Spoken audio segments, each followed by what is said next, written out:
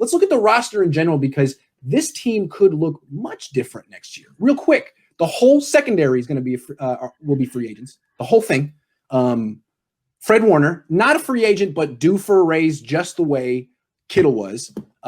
Trent Williams, the left tackle, and there's more. So, what are the Niners? How would you prioritize bringing people back? What do you do here? Because they're already up against the cap. I think it's a little bit of a mess, right? So the obvious answer is everybody's like, well, and I see people tweet about it. Well, if we just cut D Ford and we cut Jimmy, we save X amount of dollars. Well, no, you don't. You cut D Ford, you cut Jimmy. That money is not going to be there for long. Fred Warner is going to get that money. Trent Williams is going to get that money. Yeah. I'm sure they're going to make a push to sign Jason Verrett. I mean, they don't have room to pick a corner, and Jason Verrett next year, especially if Richard Sherman walks, is the best corner on this team. So you can't just let him walk like that. So then you're stuck like that. And what happens to teams once you start to pay Fred Warner and once you start to pay Trent Williams is that guy we really liked, Emmanuel Mosley, that undrafted free agent, 3 years, $15 million somewhere. Ross Dwelly, pretty good backup tight end, has been playing good for us for this long. 3 years, $10 million somewhere. Yeah. That pretty good backup right tackle, that pretty good guard that used to come in and play for us, that pretty good backup safety. All these guys get these kind of smaller contracts and make their way out. And so ideally you have this special quarterback, right, that covers for these holes. So then you're okay with your roster. You have a special quarterback, a special coach, and you do a pretty good job drafting and developing, and all of that is set. The Steelers. That's the Steelers model. It works for them. You know, you got Ben Roethlisberger. Seattle to an extent. Yeah, absolutely. New England, I mean, how many different operations and groups of that team did they come up with and win with? But the Niners, to me, have that special coach, and they don't have that special quarterback. And if that special coach doesn't have that special quarterback, he's never going to have the long-term success he deserves. Unless his name is Joe Gibbs. See, Vish, you were born in 1999. What people don't understand, especially Niner fans, is that Joe Gibbs was Bill Walsh's rival in the 80s. He won 3 rings with 3 different quarterbacks. It can be done, Vish. It can be done, but it's easier to do it the other way. Keep going. In a salary cap less era. Hey, maybe it's time to bring back the Joe Gibbs model, because to me, these quarterbacks are getting way too expensive. I think he's one of the greatest offensive way too expensive. Yeah. You're right. You're okay. Fair enough. I think Gibbs is one of the greatest offensive and more underrated offensive minds ever. I think he should definitely be mentioned when we mention the greatest offensive minds ever. But he didn't do it in a kind of era that free agency was really not prevalent, and the salary cap was non-existent. So I don't think that his model and the way he did it is a sustained way to look at NFL franchises today. So true. All I would say is that in the salary cap era, it's also a fact that no quarterback has won a Super Bowl while making more than 13.1% of the team's cap space. That's another trend. So you got to be somewhere in the middle. Right. Yeah. But if you can, so this then goes back to the previous topic, because then if you draft that guy, you have him cheap, you maybe knock out 1 to 2 Super Bowls because you have the great coach here and you have a guy who you know is going to set up an offense and build this team. They've proven that they can build this roster. Then you're okay giving him the big contract and competing, because you're going to have a shot for the next 10 years, even though it's not proven that you can win a Super Bowl, right? Because Seattle believes they have a shot every year because they have Pete and Russell Wilson. Right. And if you get rid of Russell Wilson and you miss the playoffs, everyone's fired. Right. So at least you have job security. At least you're like, okay, well, we'll win 10 games a year and go to the playoffs and probably not win the Super Bowl, but I'll be right back here next year making, my salary, and that's good enough for me. Right. I understand it's kind of risky. What I said is in 2019, I would have traded Russell Wilson for that number 1 pick and taken Kyler Murray, because it's like the same skill set. You can run the same offense, but one guy's way cheaper, but you can't do that. And in what world? Like, would you lose all your sponsorships like right away if you were Seattle? Everyone, absolutely. That's like the Niners trading Joe Montana in the middle of his prime. Yeah, Jerry Rice. It's not. Yeah. I'm not saying Russell is as good as Joe Montana. It's not an option. He means that much to that franchise. Yeah, it's not an option. It's like trading Stephen Curry at 27. You can't do it. It's not an option. Even though you don't have to pay him the Supermax and you can get X thing. Okay, but so going back, let's go back.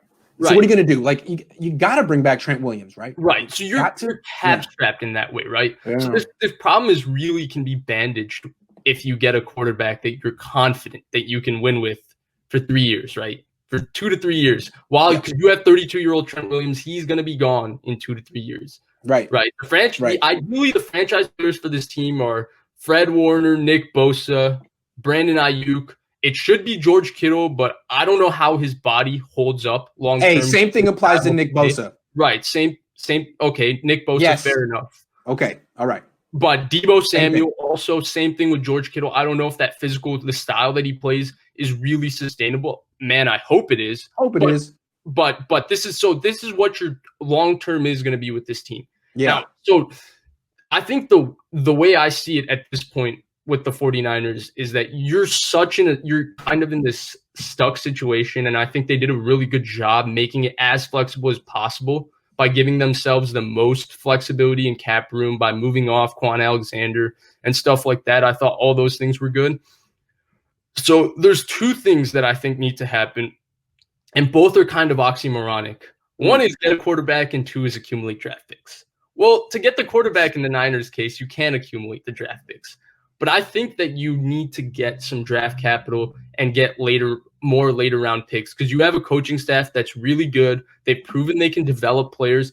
And the lucky thing for them in 2017 is Trader Trent, who did a lot of bad things for the 49ers. The one thing he did was Trader Trent would accumulate draft picks every single year. And the Niners could control the board by moving up and down and getting 10 players into their locker room and having them compete. Now, in Trent Baalke's case, only one of them would be able to compete for a job. The four of them would be on IR.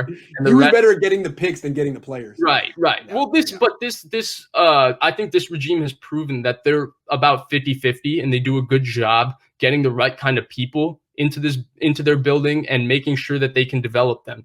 So I think that that's what they need to do because the depth on this roster that makes it special, it's going to disappear like this.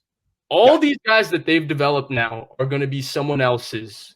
The Niners are going to spend all this time developing all these people, but they're going to probably play their best ball somewhere else in their prime because the Niners just can't afford to pay them. Like Matt Breida. Right. Well, he's not playing his best, but I'm just like the way guys kind of graduate away. Yeah. Right. So that's going to happen. And so the best way to counter that, and it's what New England does, even though Belichick is not the best drafter, he gets picks every year and he keeps bringing low bargain free agents and picks. It helped that he had Brady too.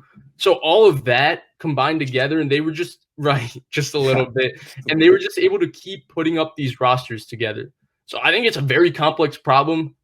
I don't have a perfect solution here. I'm so excited to see how the Niners handle this. Let's stick with it with this topic. I love this topic and it's related to the previous one. I think you got to remember that the cap is going down next year. It's the most unusual year ever. Every year it goes up about 10%, which is a lot. Now it's going down or staying the same. So that's even more reason that a lot of teams should be thinking cheap at quarterback, at least for this year.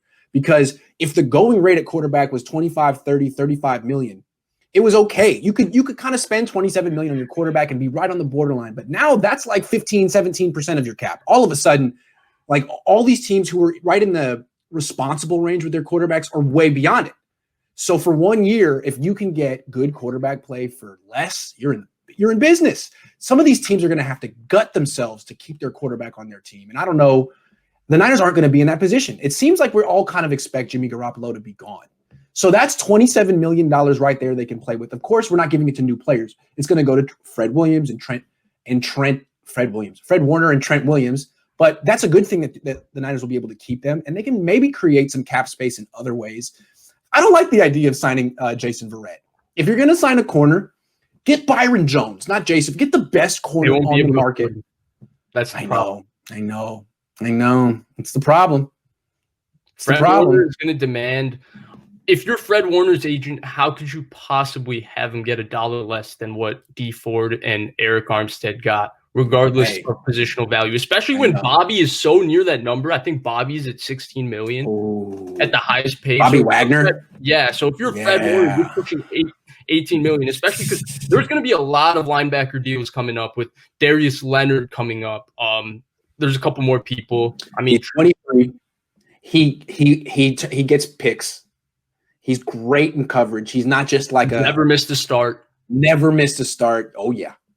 He's going to get more than Kittle, who's 27. He's going to get more than Armstead, and he deserves it. God, Armstead is there's with Fred Warner, there's zero questions. With Kittle, at least you could push back with injuries and say, well, George, you're beaten up. You play only 15, 14 games a season. You're constantly playing through injuries. Constantly. Right. You got a thing on your shoulder. And that's kind of a push because he's been so special his entire time with the Niners. With Fred Warner, it's a deal. It's like Patrick Willis, Navarro Bowman. You walk in there, he tells you what he wants, and you give it to him. Right, with Kittle, you could be like, hey, man, what are you going to be like when you're rich? I see how hard you grind right now. But what are you going to be like when you're rich? Or how is your body going to hold up? You're already 27. You're not young. Fred Warner, I mean, he's going to play this way forever. I really believe that. I think he has that kind of, I don't know. I have no questions about him. No questions about Fred Warner. Other thing with Warner is that for a linebacker, even though he's physical and he's become more physical, he's still a little more finesse. Fred Warner he probably, of the Niners linebackers between him, Quan, and Greenlaw, gets in the least amount of violent, where you hear the collision type of collision. He's just a sound tackler who plays this game very cerebrally, and he's very good in coverage, right? That's his strength. Like if you compare, because we've had the debate between him and Bowman and him and Willis. I went back and looked at their numbers. It's hard to compare Fred Warner to those two. I mean, as a rookie, 22-year-old Patrick Willis had like 180 tackles and was all pro. Like, and not only that, they have like 14, 15 tackles for loss. That's not Fred Warner. Right. It's not. And they both, again, talk about two players that were high collision. Those two, oh my God. Yes, they were different. But when you look at all those things with Fred Warner, I think that you look at a player that's built for long-term success. So that deal it's out of question. You have to do that deal, and it's going to get done for a lot of money. So then, what's our cap space going to look like next year? Right now, they got $8 million in cap space. That's why they had to get rid of Quan Alexander. They don't have much. They really don't have much. So, as Vish is saying, by getting rid of Jimmy, that's not bringing in new players. That's creating the space you need to keep the players you got to keep, because Fred Warner is the best player on the team, the leader of the team. He's the future of the franchise. And then Trent Williams is an elite player at a critical position. You can't let either one go. You saw what Justin School did. Right. Keep going. Right. Absolutely. Yeah. Absolutely. So you got to keep Trent Williams, which then got to. It's too bad though, because they could have had Tristan Wirfs, and you don't really need Javon. But they could have had Tristan Wirfs as a left tackle. He's got the athleticism for it. I don't know if he's a left tackle, but yeah we'll see. Well, we know the guy already here is not a left tackle, but he never had the athleticism for it. I just anyway. So the Niners have to work hard just to bring back two new players. They're not going to two players, Warner and Williams. They're not really going to be in a position, I guess, to bring in a lot of high-priced people. That's all. I don't know if they can bring in Stafford. The way they're going to have to live the next few years, they nailed the Kerry Hyder signing this year, right? It's getting low bargain veterans on 1 to 2 year deals, guys that have been solid players for a while that you think you can elevate in your system. Ryan Fitzpatrick. That's what you're talking about, right? That's what you're talking about, right? Dan's quarterback. I wasn't including quarterback actually in my thought process for this. That's funny. You got to get Nick Mullins and Ryan Fitzpatrick on the same team, man. Oh my God, come on! Because then Nick Mullins will grow a beard, and I think it'll really help him in his career. So I'm hoping and wishing and praying. But really, no, they really can't go. Can they afford to pay Matthew Stafford and Trent Williams and Fred Warner? Can they do that? I don't know. Can they afford to pay Jimmy and those guys? I don't know. I don't think so. They might have to go cheap at quarterback for a year. The way I see it is that when you got a coach like Kyle, if you bring in Matthew Stafford, now there's not an emphasis, hey, we have to keep Trent Williams, because you can get a cheaper, lower bargain left tackle, in my opinion, who's not the lead, maybe not just in school, someone in between, because you have a quarterback and a play caller who knows how to hide weaknesses and a quarterback who can make plays. So that's the entire point. That's why the long-term success in the NFL is real simple. If you have a quarterback and a coach, you're going to be in the playoffs every year because your quarterback will cover your weaknesses. If you're Stafford that guy though? Is Stafford that guy? I think if you put him with Kyle, he is. I might be totally wrong. I think but with Stafford, again, at this point, the thing he gets hurt too. Is that he gets hurt too? Yeah. It's a conundrum wrapped in a riddle. Right. another conundrum around it. But it seems like this is the topic Niner fans are most interested in. What's good? Because even if they do make the playoffs this year, let's go there. Let's go to this year now. Even if they do make the playoffs this year, I don't think many Niner fans expect that they're going to get to the Super Bowl. But maybe next year if they reload the right way. But that's in the future. This season isn't over. And they have probably the most difficult. Let's talk about the game coming up, and then let's talk about the rest of the season, I think, because we're about 35 minutes in, and you got to go to class soon, I think. I don't know. No, class. We had a project to do, which is why I was late today, because I pulled an all-nighter to finish the project. So class he's just going over the project, but I did all the functions already, so I don't need to tell him, my professor, to tell me what I already did. All right, that's right, professor.